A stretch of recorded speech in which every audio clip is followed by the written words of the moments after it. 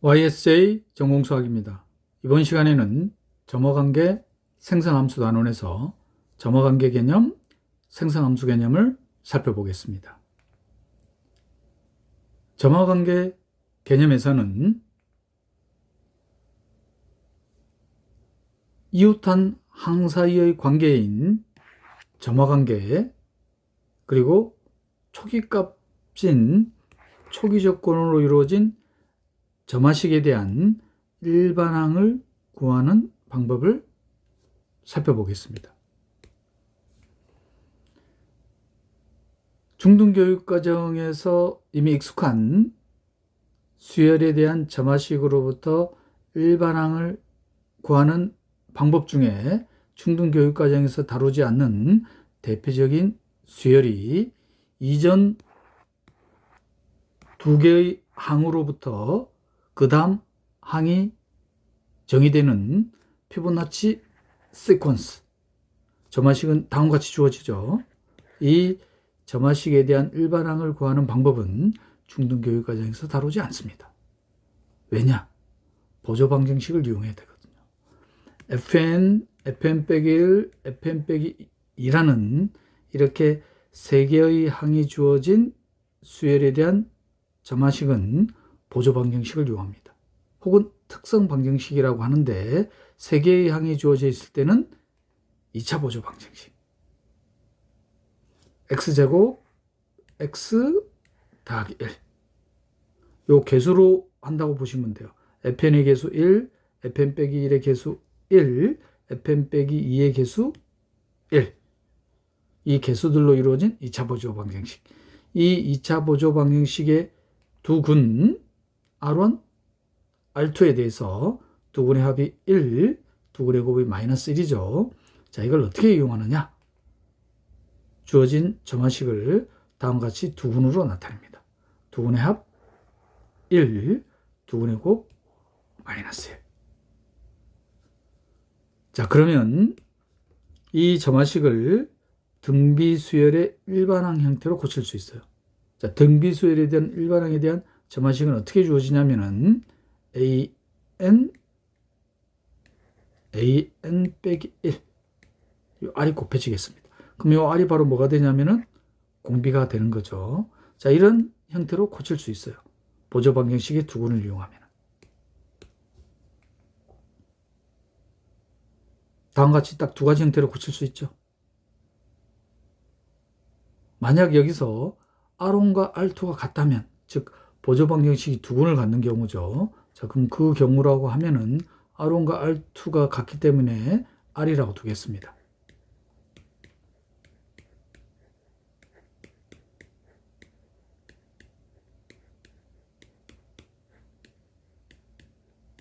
자, 그럼 이거를 an 빼기 1로 치환하면은 공비가 R인 등비수열이 되죠. 따라서 일반항이 어떻게 주어질 거냐면은 다음과 같이 주어지겠습니다.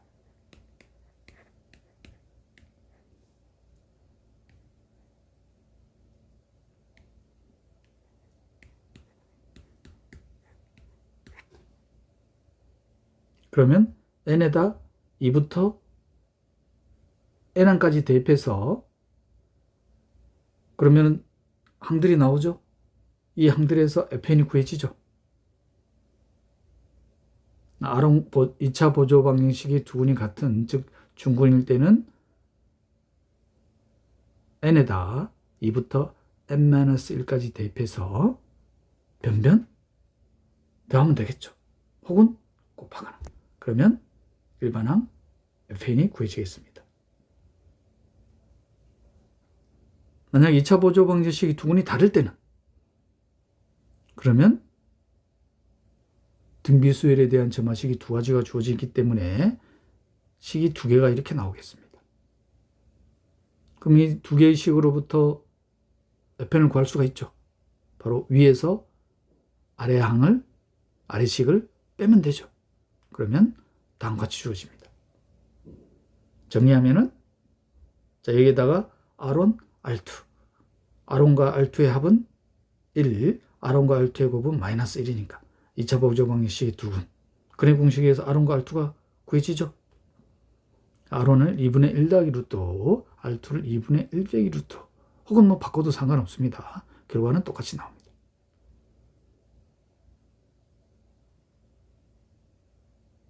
자, 그러면 F는 다음과 같이 주어지죠. 정리하면은 일반항을 이렇게 구할 수가 있습니다. 이전 두 항으로부터 그 다음 항이 이전 두 항의 합으로 주어지는 수열인 피보나치 수열은 보조 방정식을 이용해야지 일반항을 이렇게 구할 수가 있습니다. 자, 그런데 일반항을 자세히 들여다보니까 거듭제곱 n으로 나타나 있는 밑이 뭔가요? 이 밑이 뭔가요? 2차 보조 방정식의 두근이었잖아요.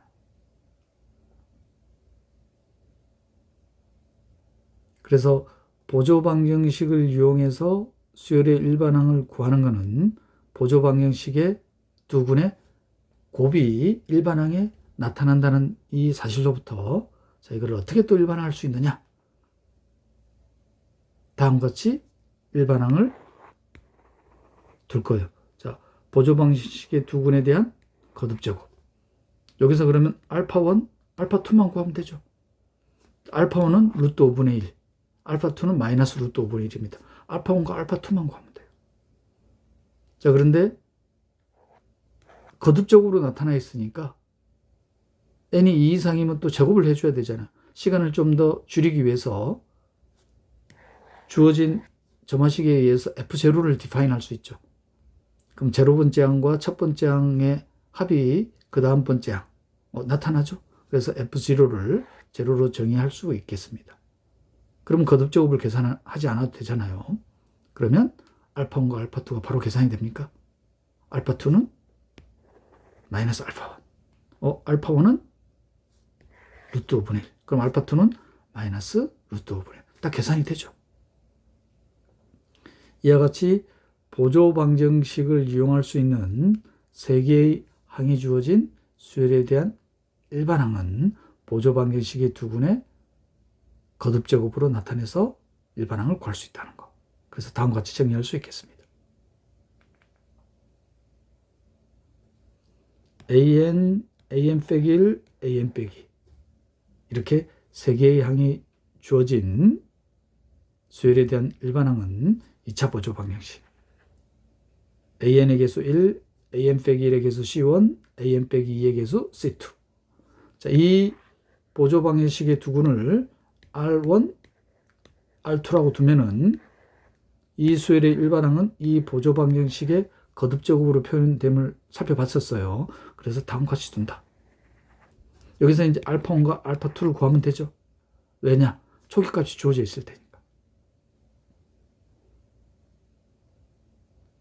아니, 선생님, 그러면 R1과 R2가 같을 때, 즉 2차 보조 방식의 두근이 같다면 중근일 때는 그럼 어떻게 하겠습니까? 자, 중근일 때는 어떻게 하느냐? 아이디어가 이겁니다. R1과 R2가 같다. 자, 그러면 R1의 n제곱, R2가 R1하고 같죠? 뭘 추가시키느냐? n을 추가시킵니다. 그래서 알파2 n 곱하기 R1의 n제곱.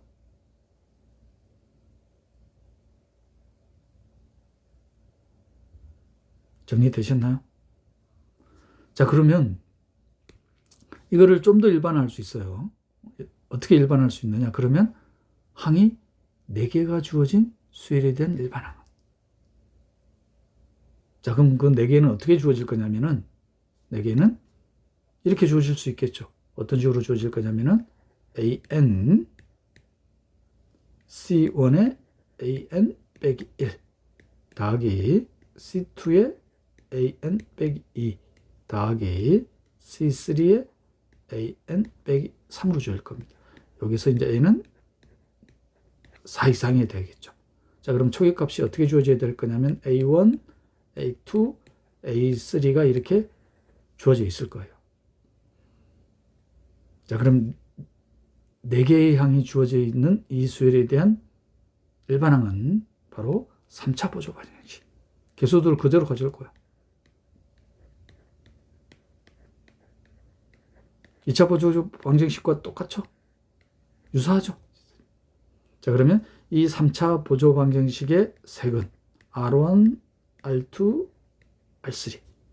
그럼 R1, R2, R3가 모두 다르다고 하면은 일반항은 어떻게 표현될 거냐면은 R1, R2, R3에 대한 거듭제곱을 포함하고 있겠죠. 알파1 곱하기 R1의 n제곱, 알파2 곱하기 R2의 n제곱, 알파3 곱하기 R3의 n제곱 이렇게 나타날 겁니다.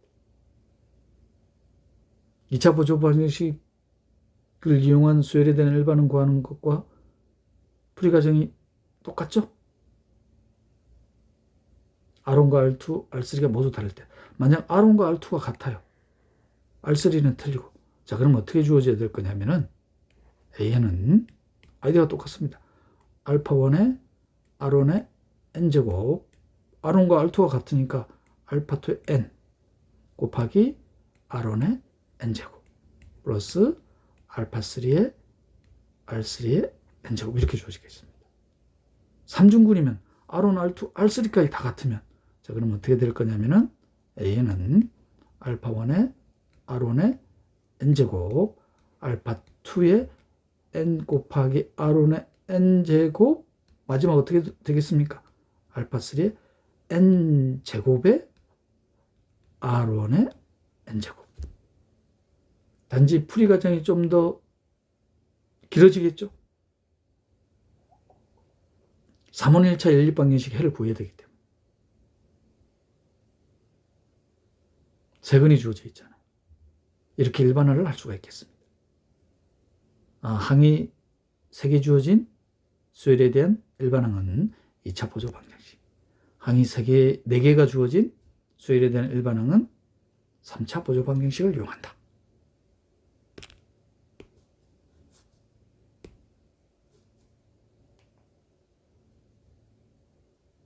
자, 이그젠플은 기출문제입니다. 2013학년도 38번 문항으로 출제된 문제예요. 자, 초이값이 주어져 있죠. 0번째 항과 첫 번째 항. 자, 그리고 3개의 항이 주어진 점화식이 주어져 있습니다. 자, 이랬을 때 이 수열에 대한 일반항. 그러면 P하고 Q는 2차 보조 방정식의 근이겠죠. 그 근에 대한 거듭적으로 표현될 겁니다. 앞에 개수도는 구하면 됩니다. 그랬을 때 이거의 합을 구하는 거예요.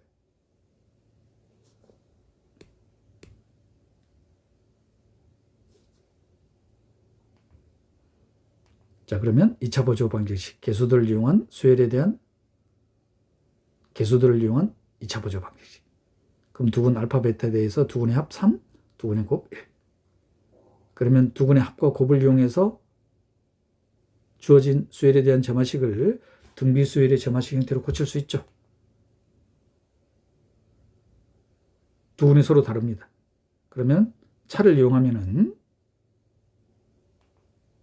dn이 다음과 같이 구해지죠. 알파고 베타 대입을 하면은 정리하면은 다음과 같이 나타나겠습니다. 그래서 4로 이렇게 나오겠습니다. 자, 그런데 이렇게 이제 구하지 않겠죠? 어떻게 구하겠습니까? 항이 3개 주어진 수열에 대한 일반항은 2차 보조 방정식. 그리고 2차 보조 방정식의 두근이 2분의 3 플러스 마이너스 루트 5입니다. 자, 그러면 일반항 뒤에는 이 보조 방정식의 두근의 거듭적으로 이렇게 나타나겠습니다. 거기서 이제 개수들만 구하면 되죠. 알파1하고 알파2. 초기값이 주어져 있습니다. 0번째 항이 주어져 있기 때문에 굳이 정의할 필요는 없죠. n에다가 0, n에다 1 대입하면 됩니다. n에다가 0 대입한 그리고 n에다 1 대입한 미시수 2개, 식 2개입니다. 그럼 알파1과 알파2가 바로 계산이 됩니까? 따라서 알파1은 2분의 9, 알파2는 마이너스 2분의 7. 그러면 A 더하기 B 더하기 P 더하기 Q를 계산할 수 있겠습니까? 3개의 항이 주어진 수열에 대한 일반항은 대표적인 수열이 피보나치 수열이 되겠습니다. 2차 보조 방정식을 이용한다. 그리고 그 일반항은 보조 방정식의 근의 거듭 제곱을 반드시 포함하고 있다는 사실. 이번 개념은 생성함수입니다. 사과, 딸기, 포도, 복숭아, 바나나 5개의 과일이 있어요. 자, 이 5개의 과일에서 2개를 선택하는 방법은 간단하죠. 바로 O 콤비네이션입니다. 자, 그런데 이거를 어떻게 구할 거냐? 2개의 과일을 선택하는 거잖아요. 자, 과일이 선택될 때와 과일이 선택되지 않을 때. 그래서 과일이 선택되지 않을 때를 1, 과일이 선택될 때를 X. 왜 X라고 두느냐? 이 X가 사과, 딸기, 포도, 복숭아, 바나나 중에 하나거든요. 그러면 사과에 대해서는 1 더하기 X라는 1차 다항식. 그렇게 따지면 딸기, 포도, 복숭아, 바나나도 전부 다 1 더하기 X라는 1차 다항식을 이용할 수 있겠죠. 바로 이 1차 다항식에 대한 곱. 그러면 전개하면 5차 다항식이 되죠. 그런데 2개의 과일을 선택하는 거예요.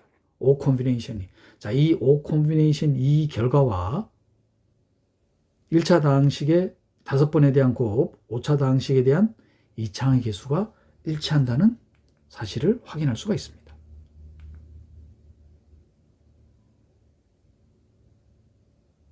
그럼 이 다항식에서 개수들이 뭘 의미하는지. 상수항일은 5개의 과일 중에서 어떤 것도 선택하지 않는 경우의 수죠. 한 가지입니다.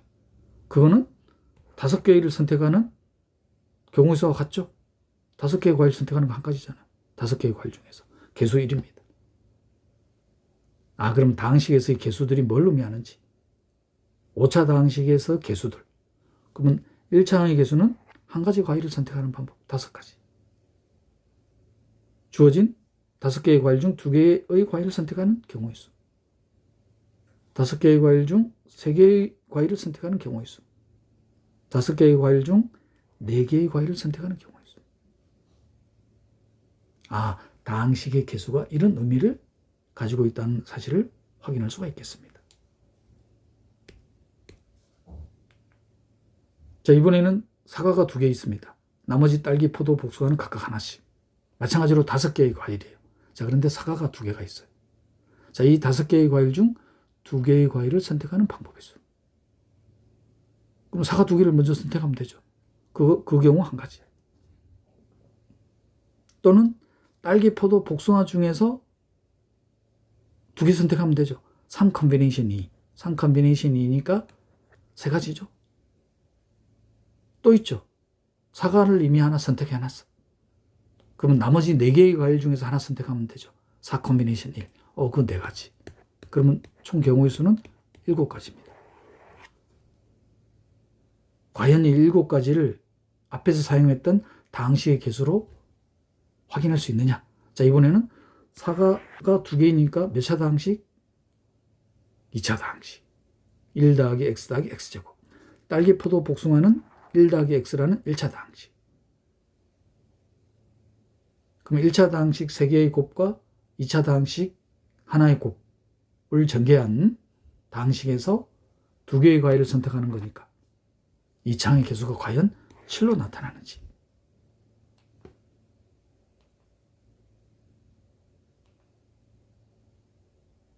이차항의 개수 7로 나타나죠.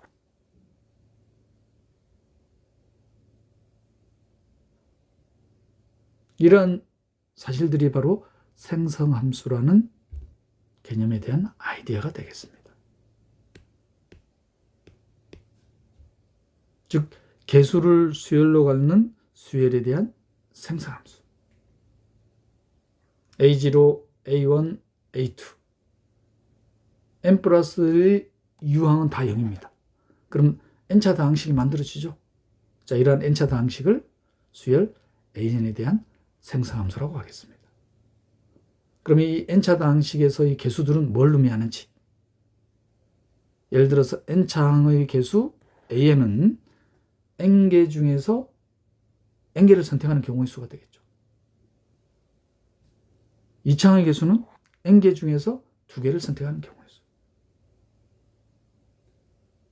앞에서 사용했던 이그젬플로 다시 설명드리자면은 2개의 사과, 나머지 3개의 과일들은 각각 하나씩. 5개의 과일이죠. 그럼 이 5개의 과일 중에서 선택할 수 있는 경우의 수는 A0, A1, A2, A3, A4, A5 5개까지 선택할 수 있잖아요. A6부터는 0이죠. 5개의 과일밖에 없으니까. 따라서 생성함수는 다음과 같이 나타낼 수 있겠습니다. 그럼 이 생성함수의 개수들이 의미하는 바는 n차 다항식에서의 개수들은 n개 중에서 선택할 수 있는 경우의 수가 되겠다.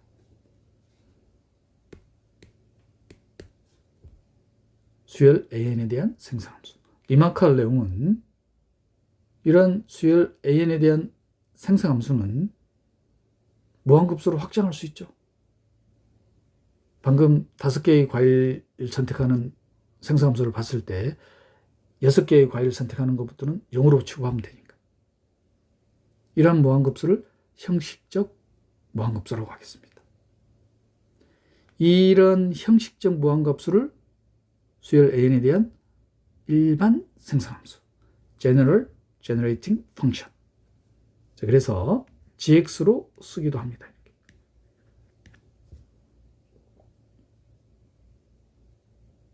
이와 달리 수열 an에 대한 형식적 무한급수에서 n차항의 개수를 다음과 같이 선택할 수도 있어요. n 팩토리얼 분의 an. n 팩토리얼 분의 an을 개수로 갖는 형식적 무한급수입니다. 자, 이런 형식적 무한급수를 exponential generating function, 지수 생성함수라고 이름을 붙인 이유는 있어요. 오일러 넘버에 대한 지수함수에 대한 다항식을 떠올려 보세요. 오일러 넘버에 대한 지수함수. 이의 x에 대한 지수함수에 대한 생성함수 떠올려 보세요. 1 더하기 x 더하기 2 팩토리얼 분의 x제곱, 지수 생성함수라고 이름 붙인 이유가 있죠. 자, 이 지수함수는 바로 수열 1에 대한 생성함수가 되겠습니다. 자, 그렇다면 이런 일반 생성함수와 지수 생성함수는 어디에 활용을 할 거냐? 자, 이그젬플로 A, B, C는 의미 아닌 정수입니다. 자, 그런데 세 개의 의미 아닌 정수들의 합이 17이 되는 이러한 의미 아닌 정수들의 선택할 수 있는 경우의 수. 중등교육과정에서 많이 다룬 거죠. 특히 수능시험에 빈번하게 출제되잖아요. 중복조합의 경우의 수. A, B, C라는 서로 다른 세 종류의 정수. 중복을 몇 번 허락한다? 17번.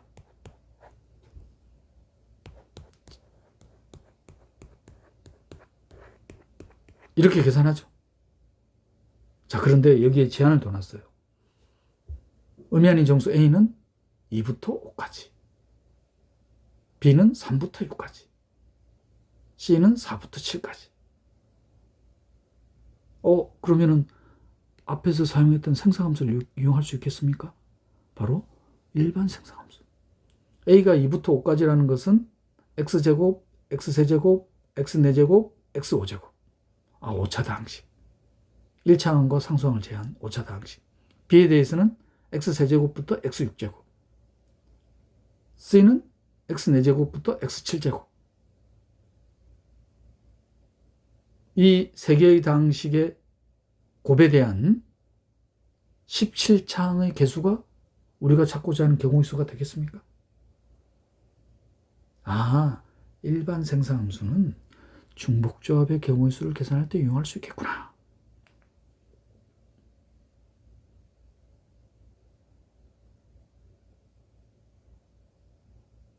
따라서 생성함수가 다음과 같이 주어지겠습니다. 여기서 이제 우리가 찾아야 될 거는 X17차항의 개수예요. 자, 그런데 9차항 1 빼기 X4제곱에 대한 3차항 전개하면 다음과 같이 주어지죠. 자, 이제 문제는 1 빼기 X분의 1의 세제곱인데 1 빼기 X의 마이너스 세제곱이죠. 음의정수입니다. 바로 뭐가 이용이 되겠다? 확장된 이항계수. 바로 마이너스 3 컨비네이션 R이 사용이 되어야 되겠습니다.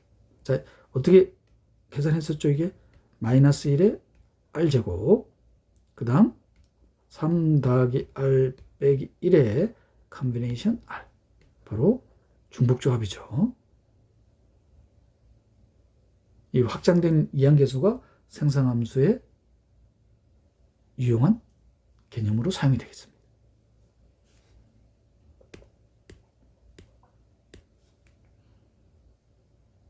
자, 그러면 최종적으로 다음과 같이 계산이 되죠.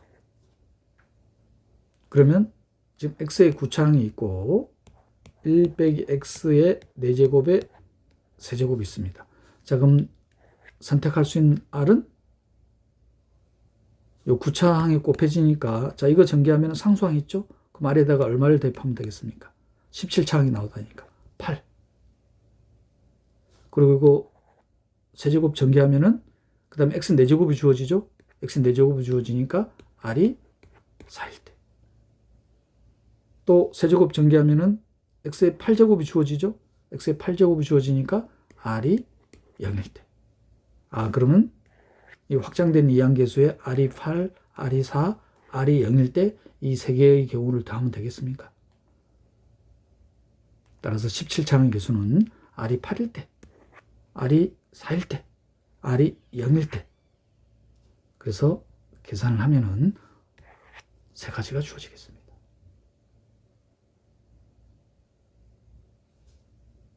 중복조합의 경우의 수를 생성함수, 특히 일반 생성함수를 이용해서 구할 수 있다는 것. 그럼 두 번째 이그젬플은 지수 생성함수를 이용하는 경우의 수가 돼야 되겠죠. 자, 지수 생성함수는 어디에 이용하느냐? 바로 중복순열의 경우의 수입니다. 커피라는 이 6개의 알파벳을 이용해서 4개를 선택해서 나타낼 수 있는 4자리 문자열의 개수입니다. 그럼 바로 떠오르는 게 C, O, F, E. 서로 다른 4개의 문자를 선택했습니다. 그럼 일렬로 나열할 수 있는 경우의 수는 4팩토리얼. 그럼 이런 4개의 문자를 선택해서 일렬로 나열한 총 경우의 수를 구해야 되는 거죠. 자, 이때 바로 뭘 이용하냐면은 지수 생성함수를 이용합니다. C하고 O는 각각 한 가지씩이니까 지수 생성함수를 하면 1차 다항식이죠. 1 더하기 x의 제곱. F하고 E는 2개씩 있습니다. 그러면 1 더하기 x 더하기 2 팩토리얼 분의 x제곱에 대한 제곱. 자, 이 다항식을 전개했을 때 4자리 문자열이니까 찾고자 하는 개수는 그러면 xn의 x 4제곱에 대한 개수가 아니라 4팩토리얼 분의 x 4제곱의 개수를 찾아야 되겠습니다.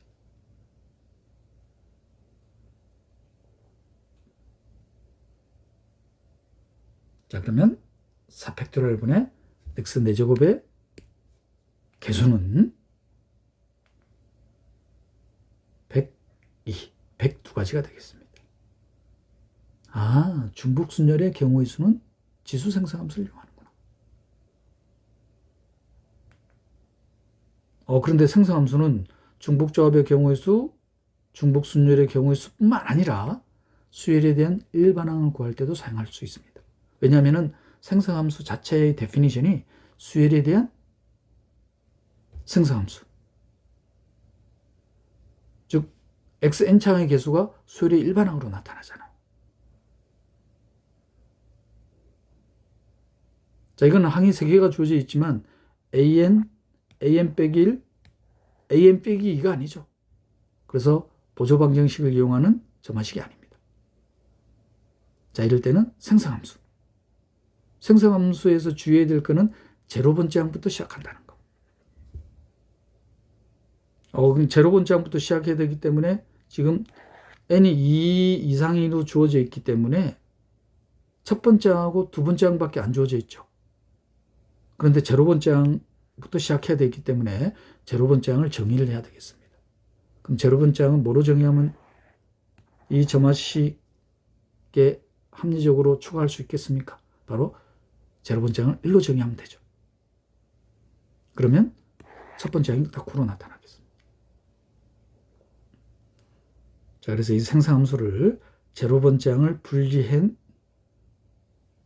낸 식으로 나타내면 요 수열 AN에 일반항을 대입시킬 수 있죠. 그리고 이거를 급수를 다시 분리해서 쓰면 두 개의 급수가 나오는데 이 급수는 바로 계산되죠. 무한등비급수. 자, 문제는 이 급수입니다. 여기 n 빼기 1이 있으니까 자, 이거를 다시 생성함수 gx로 나타낼 수 있죠. 그래서 인덱스를 조정해 줘야 됩니다. 자, 인덱스를 어떻게 조정할 거냐면은 x를 하나 분리해 내면 되죠. 그러면 n이 1부터 시작하니까 a 제로 번째 항이 추가가 되죠. 그러면 이 인덱스를 제로 번째 항에 대한 급수로 나타낼 수 있죠. 즉 생성함수 gx로 다시 나타납니다. 자, 이 마지막 항은 굳이 이렇게 고칠 필요 없어. 바로 여기서 무한등급수의 일반항, 무한등비급수의 합. 공비로 계산하면 되잖아요. 공비가 10x니까. 따라서 생성함수가 다음과 같이 주어지겠습니다. 자, 그런데 우리는 생성함수를 찾는 게 목적이 아니라 일반항을 찾는 게 목적이잖아요. 그래서 이 생성함수를 다시 급수로 나타낼 겁니다. 급수로 나타내면 n차항의 개수가 우리가 찾고자 하는 수열의 일반항이 되는 거죠. 아이디어는 무한등비급수 8x, 10x 각각 공비로 보면 되죠. 그러면 무한등비급수로 나타낼 수가 있습니다. 그럼 n차항의 개수가 우리가 찾고자 하는 수열의 일반항이 되겠습니다. 생성함수의 활용이 높죠. 중복조합의 경우의 수를 이용할 때는 일반 생성함수, 중복순열의 경우의 수를 계산할 때는 지수 생성함수, 그리고 보조방정식을 이용할 수 없는 수열에 대한 일반항은 생성함수를 이용해서, 즉 일반 생성함수를 이용해서도 구할 수 있다는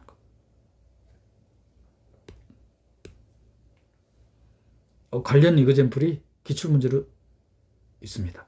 2012학년도 39번 문항으로 출제된 문제입니다. 숫자 1, 2, 3, 4, 5를 8자리 숫자로 나타낼 거예요. 그럼 배열하는 거니까 순열이죠. 자, 그런데 어떻게 나타낼 거냐면 조건 두 가지가 있습니다. 첫 번째 조건은 1, 2, 3은 홀수분만 사용하는 거예요. 4와 5는 사용 횟수가 음이 아닌 정수입니다.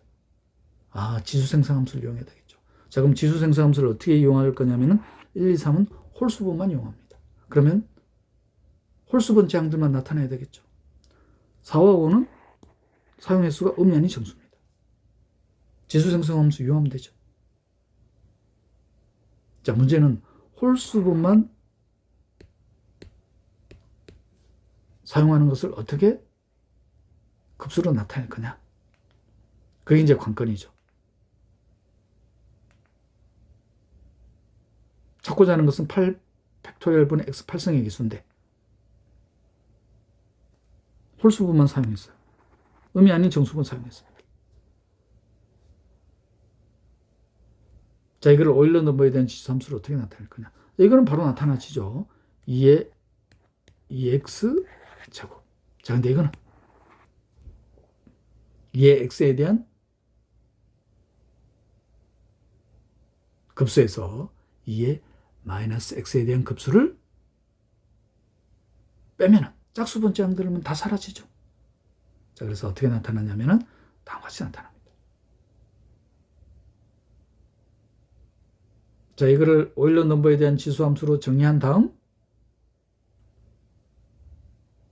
이거를 다시 급수로 나타내야 되겠죠. 우리가 찾고자 하는 것은 8 팩토리얼분의 x 8승의 개수입니다. 2의 5x 다시 급수로 나타내 보세요. 2의 x에 대한 급수는 시그마 n은 0부터 무한대까지 n 팩토리얼분의 x의 n제곱이에요. 자, 근데 5x니까 5의 n제곱이 나타나죠. 3x니까 3의 n제곱, 2x니까 상수 1, 2의 마이너스 x니까 마이너스 1의 n제곱. 따라서 급수로 나타내면 다음과 같이 나타나지죠. 여기서 찾고자 하는 것은 8팩토리얼분의 x 8승의 개수. 그러면 n에다가 8을 대입하면 되겠습니까? 뭐 계산할 필요 없겠죠. 원 문제는 보기가 있습니다. 오지선다로 주어진 거예요.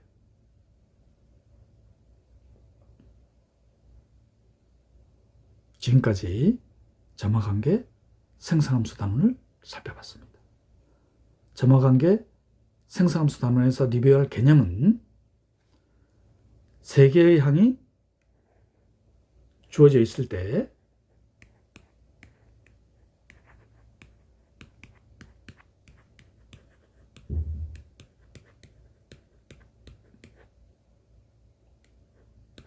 초기값이 주어져 있겠죠. 이렇게. 자, 이랬을 때 이 수열에 대한 일반항은 2차 보조 방정식을 이용한다. 개수들을 이용해서 x제곱 c1x c2 이 보조 방정식의 근을 r1, r2라고 두면은 두 가지 경우로 나눌 수 있죠. 첫 번째 r1과 r2가 다른 경우. 그러면 a는 보조 방정식의 근에 대한 거듭적을 반드시 포함한다. 그래서 알파1의 r1의 n제곱, 알파2의 r2의 n제곱. 여기서 이제 알파1과 알파2만 구하면 되죠. 초기값을 이용해서. 중근을 갖는 경우, r1과 r2가 같은 경우는 알파1의 r1의 n제곱, 그리고 r2의 n이 추가가 된다는 거.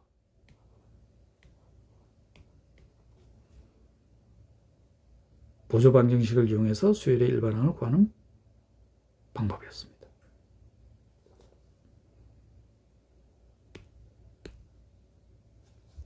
그리고 수열 AN에 대한 생성함수의 개념. 생성함수는 두 가지로 또 나눠지죠. 일반 생성함수. 주의해야 될 거는 제로 번째 항부터.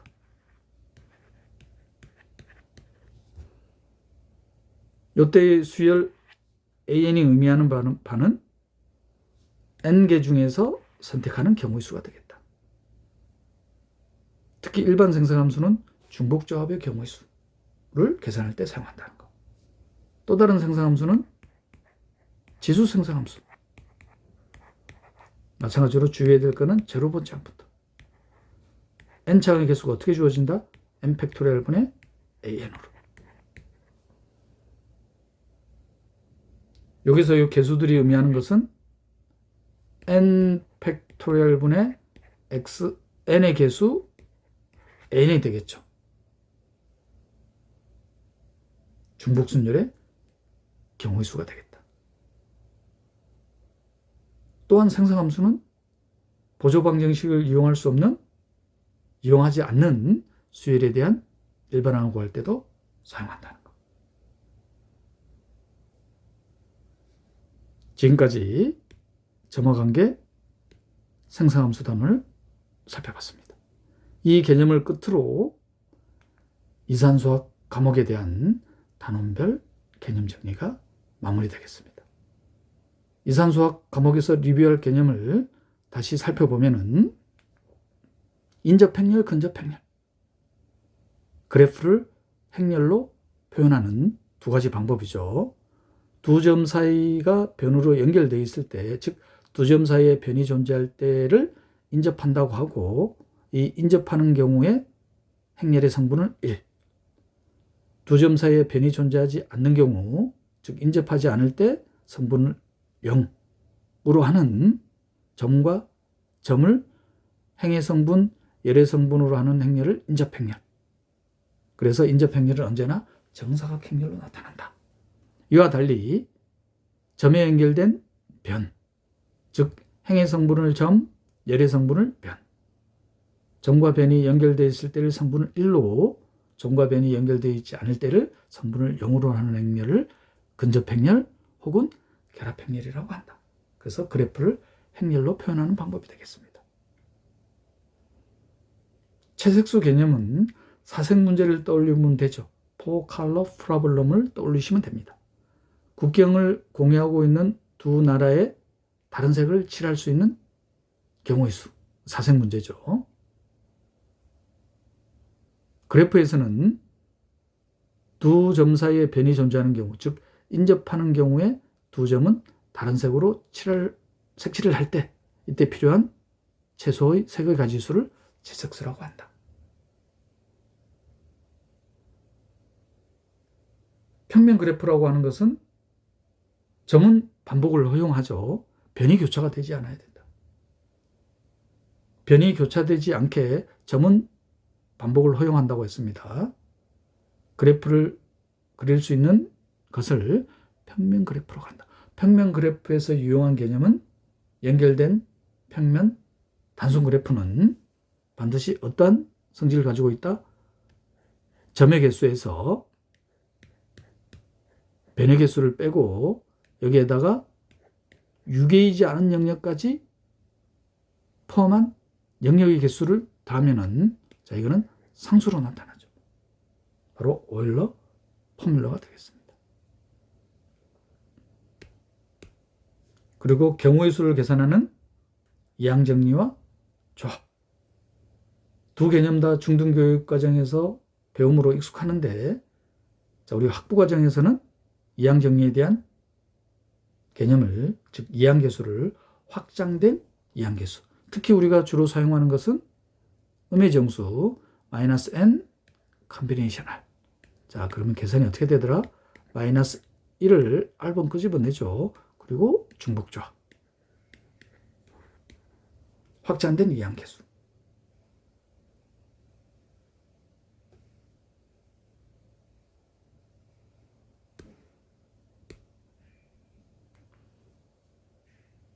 조마식에서는 피보나치 수열과 같은 세 개의 항이 주어진 수열에 대한 일반항은 보조 방정식을 이용한다. 세 개의 항이 주어져 있으므로 2차 보조 방정식을 이용한다.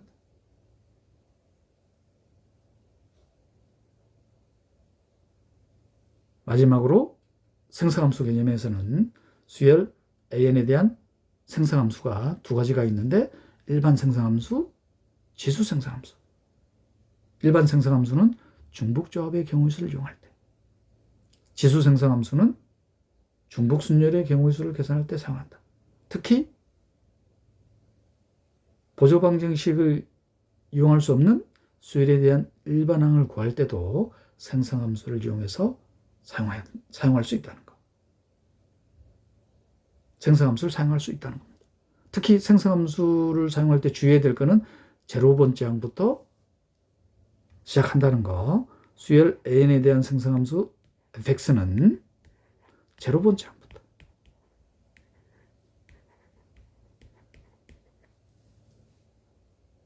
주의해야 되겠습니다. 지금까지 이산수학 과목에 대한 단원별 개념 정리를 살펴봤습니다. 다음 시간에는 전공수학 10번째 과목인 마지막 과목인 확률과 통계 과목에 대한 단원별 개념 정리를 살펴보겠습니다. YSJ 전공수학이었습니다.